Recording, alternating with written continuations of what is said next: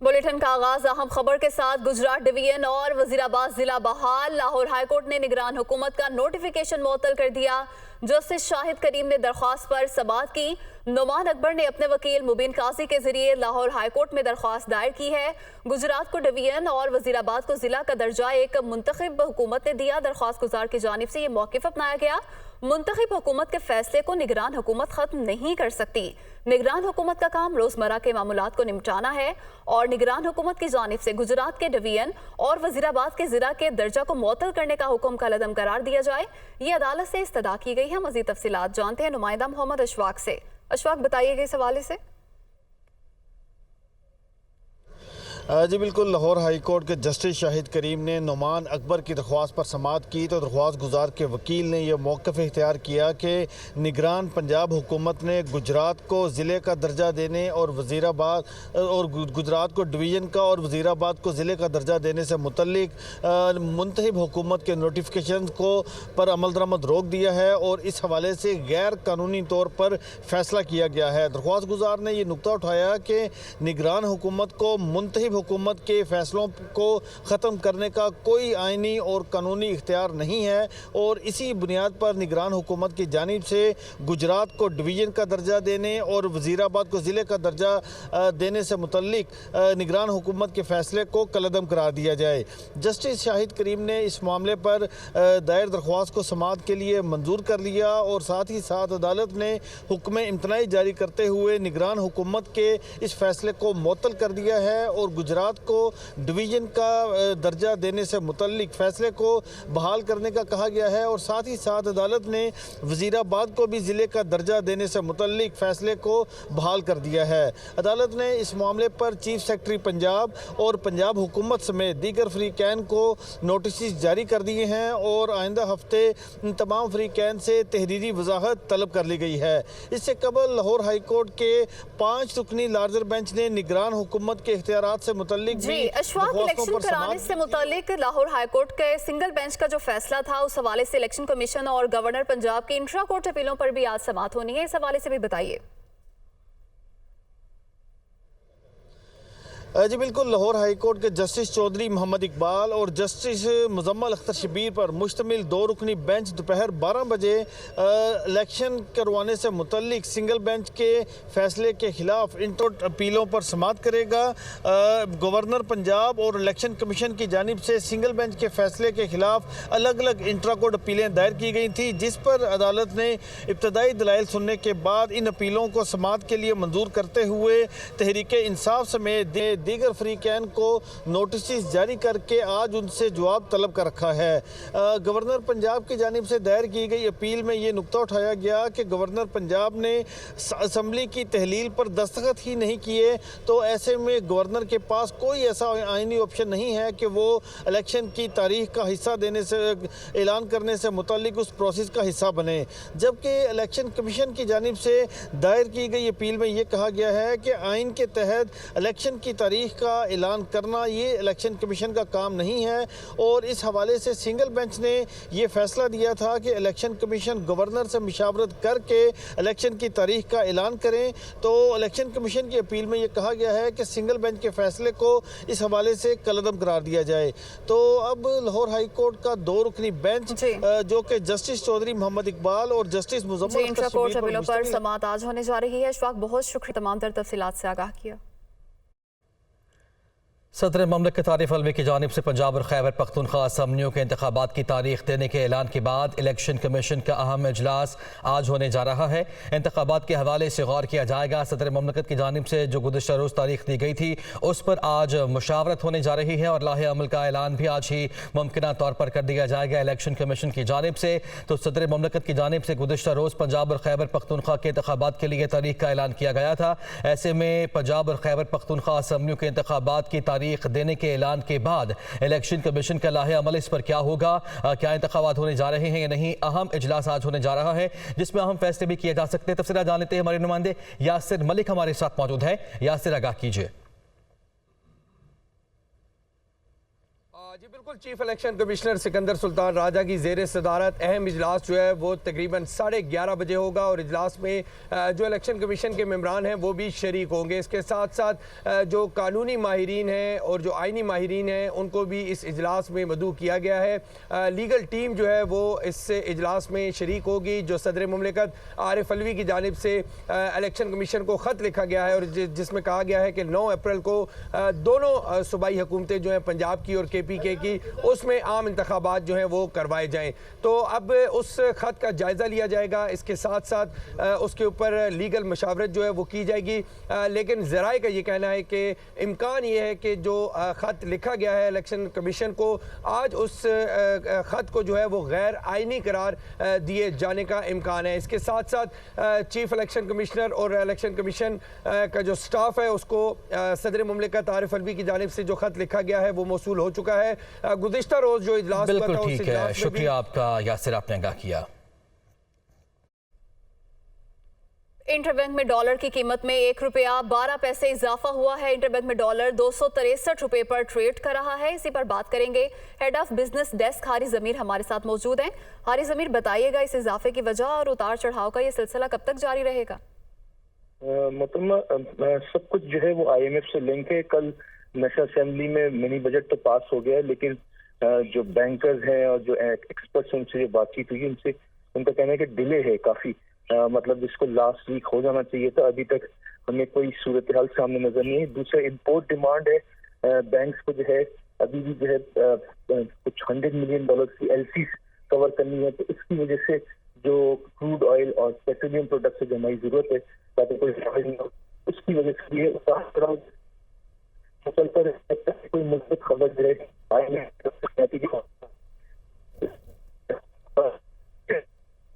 जी हारिस जमीर, बहुत शुक्रिया आपका। आगे बढ़ते हैं। सदर ममलकत डॉक्टर आरिफ अलवी ने पंजाब और खैबर पख्तूनख्वा असम्बलियों में इंतखाबात की तारीख का ऐलान कर दिया है। दोनों सूबाई असम्बलियों के इंतखाबात के लिए 9 अप्रैल की तारीख दे दी गई है। सदर ने इलेक्शन एक्ट 2017 के सेक्शन 57(1) के तहत इंतखाबात की तारीख का ऐलान किया है। तफसील के लिए यह रिपोर्ट देखिए। 9 अप्रैल को पंजाब और KPK असम्बलियों के आम इंतखाबात। सदर की जानिब से तारीख का ऐलान, आइन के तहफ़्फ़ुज़ और दिफा का हल्फ लिया, खिलाफ वर्जी होते नहीं देख सकता। सदर ममलिकत का चीफ इलेक्शन कमिश्नर को खत। सदर ममलिकत ने इलेक्शन एक्ट 2017 के सेक्शन 57(1) के तहत इख्तियारात को इस्तेमाल करते हुए सूबों में इंतखाबात का ऐलान किया। चीफ इलेक्शन कमिश्नर को लिखे गए खत में सदर ममलिकत ने हिदायत की है कि इलेक्शन कमीशन आइन के सेक्शन 57(2) के तहत इलेक्शन शेड्यूल जारी करे। सदर आरिफ अलवी ने कहा कि अदालती फोरम से कोई हुक्म इम्तना नहीं, लिहाजा सेक्शन 57(1) के तहत इख्तियार के इस्तेमाल में कोई रुकावट नहीं है।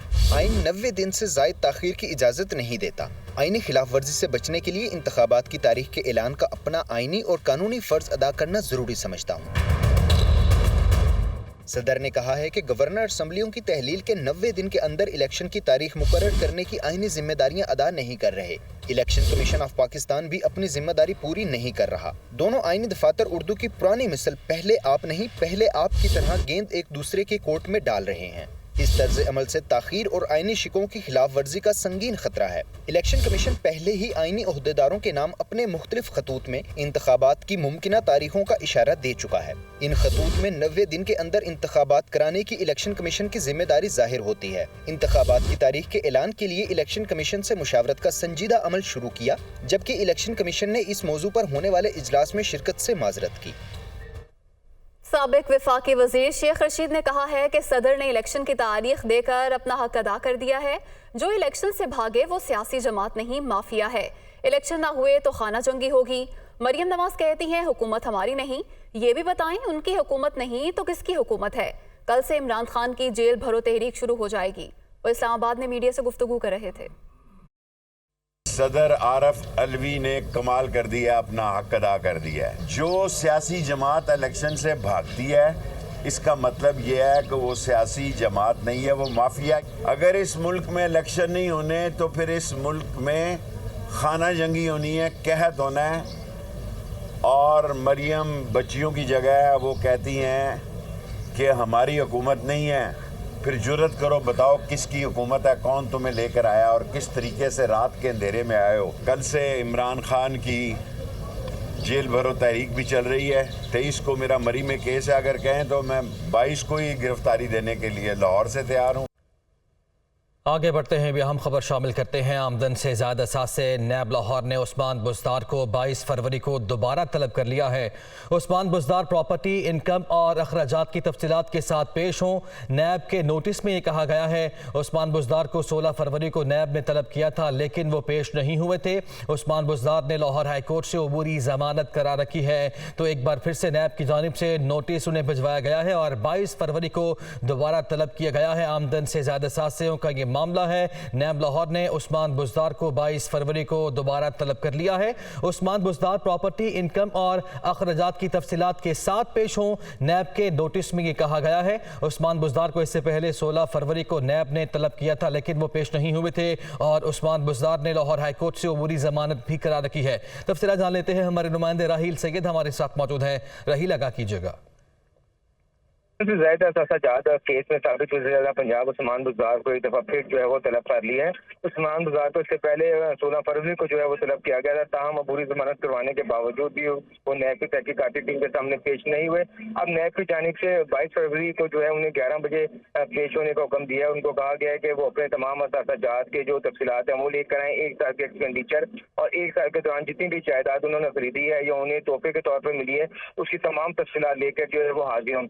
उस्मान बुज़दार के खिलाफ से ज्यादा तफसील जा रहे हैं जिस पर नैब जो है वो तहकीकात कर रहा है। जी शुक्रिया आपका राहील।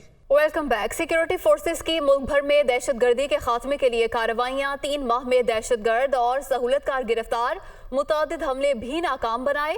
मुल्क भर में 6921 ऑपरेशन के दौरान 142 दहशतगर्द हलाक, जबकि 1007 को गिरफ्तार किया गया।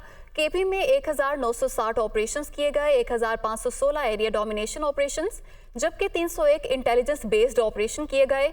143 एरिया सैनिटाइजेशन ऑपरेशन किए गए, जबकि 98 दहशतगर्दों को हलाक और 540 को गिरफ्तार किया गया।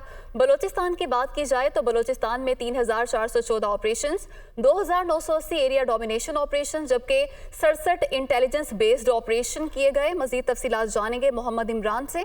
मोहम्मद इमरान, बताइएगा इस हवाले से।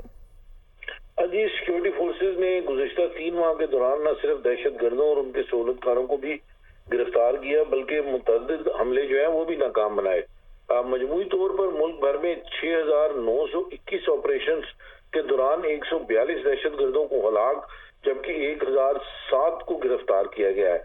अगर खैबर पख्तूनख्वा के हवाले से देखा जाए तो 1960 ऑपरेशन किए गए मुख्तलिफ इलाकों में खैबर पख्तूनख्वा के, और ये सारे के सारे जो है इनमें इसके दौरान जो है 1516 जो है वो एरिया डोमेंशन ऑपरेशन है, जिनमें से 301 जो है इंटेलिजेंस बेस्ड ऑपरेशन किए गए और 143 एरिया सैनिटाइजेशन ऑपरेशन किए गए, जबकि 98 दहशतगर्दों को हलाक और 540 को गिरफ्तार किया गया। बलूचिस्तान में 3414 ऑपरेशन किए गए, जिनमें 2980 एरिया जो है ऑपरेशन एरिया डोमेशन ऑपरेशन थे, डोमेशन, और जबकि 67 इंटेलिजेंस बेस्ड ऑपरेशन थे, जिनमें 367 एरिया को सैनिटाइजेशन करने के लिए जो है ऑपरेशन किए गए, जबकि 40 दहशतगर्दों को हलाक और 112 को गिरफ्तार किया गया। सिंध में 752 ऑपरेशन किए गए, 3 दहशतगर्दों को हलाक और 344 को गिरफ्तार किया गया। पंजाब में 165 इंटेलिजेंस बेस्ड ऑपरेशंस किए गए और इन ऑपरेशंस के दौरान जो है वो 1 दहशतगर्द को हलाक, जबकि 11 को गिरफ्तार किया गया। जी मोहम्मद इमरान, बहुत शुक्रिया, आपने तमाम तर तफसीलात से आगाह किया। खैबर पख्तूनख्वा में अमन अमान के हवाले से अहम इजलास आज होने जा रहा है। इजलास आज सुबह 11:30 बजे वज़ीर आला हाउस में तलब किया गया है। IG पुलिस, CTD, कानून नाफिज करने वाले इदारों के सरबराहान इस इजलास में शरीक होंगे। इस पर बात कर लेते हैं। ब्यूरो चीफ पेशावर आबिद हमीद हमारे साथ मौजूद हैं। आबिद, आगाह कीजिएगा। जी बिल्कुल, ये गवर्नर खैबर पख्तूनख्वा की जानिब से ज़्यादा खैबर पख्तूनख्वा को जो निगरान वज़ीर खैबर पख्तूनख्वा है उनको खतूत लिखे गए थे, जिसमें उनसे सूबे में जो जनरल इंतखाबात होने वाले हैं उस हवाले से सिक्योरिटी सूरत हाल के हवाले से पूछा गया था। इन खतूत की रोशनी में जो आज उजाला खबर पख्तूनख्वा जो है उन्होंने एक सिक्योरिटी काम की एक खुसूसी मीटिंग तलब की है, जिसमें उन्हें जो सूबे में इस मजबूरी सूरत हाल है अमन अमान के हवाले से ब्रीफिंग दी जाएगी। उनको बताया जाएगा कि इस वक्त सूरत हाल क्या चल रही है सूबे भर में। इस इजलास में जो है वो पुलिस सिक्योरिटी के सरबराहान के अलावा मुख्तलिफ जो कानून ऑफिस करने वाले इदारों के जो अफसरान हैं वो भी शिरकत करेंगे, जिसके बाद जो है वज़ीर-ए-आला इस ब्रीफिंग के रोशनी में जो है गुना खबर पख्तूनख्वा को उस खत का जवाब देंगे कि आया इस वक्त खबर। बिल्कुल ठीक है, शुक्रिया आपका आबिद हमीद। कराची डेवलपमेंट अथॉरिटी की अरबों रुपए की अराजी पर कब्जा। सुरजानी टाउन में KDA की ज़मीन पर कब्जे की तफसीली रिपोर्ट तैयार की गई है। इस रिपोर्ट के मुताबिक स्कीम 41 के सेक्टर 8 और सेक्टर 11 में बड़े पैमाने पर कब्जे हुए हैं। इस रिपोर्ट में मजीद क्या कुछ कहा गया है और बागुजार कराने के लिए क्या इंतजाम किए जा रहे हैं, जान लेते हैं। हमारे नुमाइंदे अली हफीज हमारे साथ मौजूद हैं। अली, आगाह कीजिएगा। कराची में कब्जा माफिया के खिलाफ सिक्योरिटी दारों ने कार्रवाई का फैसला किया है, जिसके बाद कराची डेवलपमेंट अथॉरिटी ने अरबों रुपए की जो जमीन पे कब्जा किया गया उससे मुतालिक रिपोर्ट तैयार की है। KDA की रिपोर्ट में बताया गया है कि सरजानी टाउन में स्कीम 41 के सेक्टर 8 और सेक्टर 11 में बड़े पैमाने पर कब्जे किए गए हैं। सेक्टर 8 में इंडस्ट्रियल जोन बनना था, जहाँ कब्जा करके कई गोट गैर गजों में बना दी गए हैं। इसके अलावा सेक्टर 8 में 1000 गज और 500 गज के कई प्लॉट कैटेगरी थे, जिनको जो है कब्जा माफिया ने चाइना कटिंग यहाँ पर कर दी है। इसके अलावा सेक्टर 11 में अवाम को अलाट शुदा जो प्लॉट थे उस पर भी कब्जा करके चाइना कटिंग की गई है। सेक्टर 11 में 5000 से ज्यादा प्लॉट पर जो है कब्जा किया गया है। KD इंतजाम ने रिपोर्ट में बताया कि ताकतवर कब्जा माफिया लैंड ग्रेबर है, जिसके खिलाफ जो है KD इंतजामिया कब्जा के खिलाफ कार्रवाई करने में जो है वो नाकाम है।